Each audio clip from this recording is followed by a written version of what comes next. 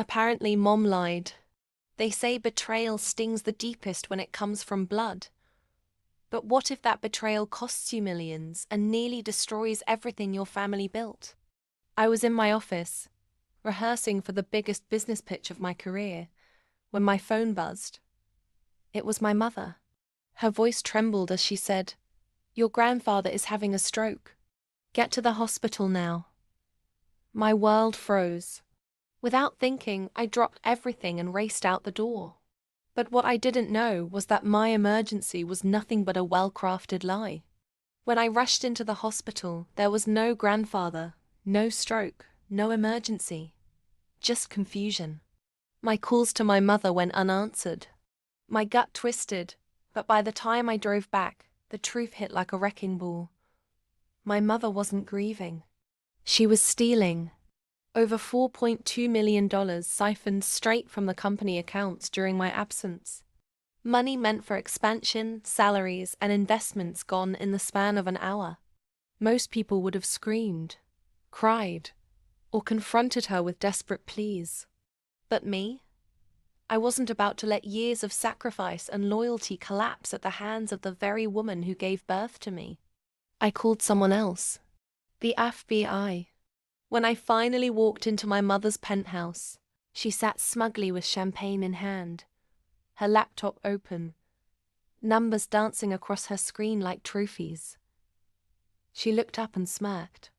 "You're too late," she whispered. But she wasn't expecting the knock on the door, or the agents that stormed in, badges flashing, cuffs glinting under the chandelier. The look on her face as she realized I hadn't come alone. Priceless.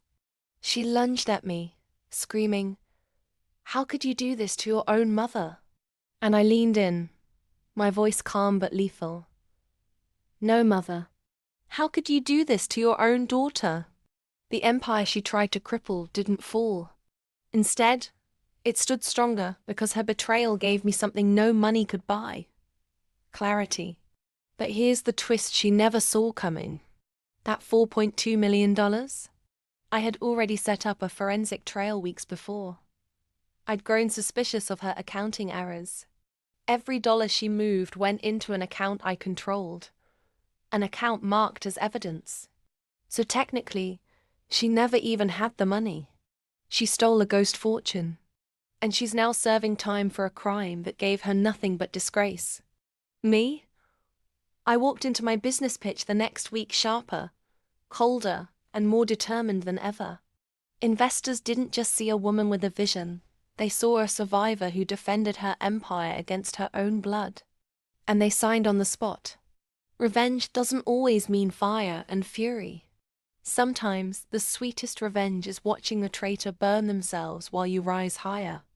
If you found yourself gripping your seat with this story, imagine the tailies still to come. Subscribe to my YouTube channel right now for more jaw-dropping stories of betrayal, revenge, and ultimate triumph. You won't want to miss the next twist.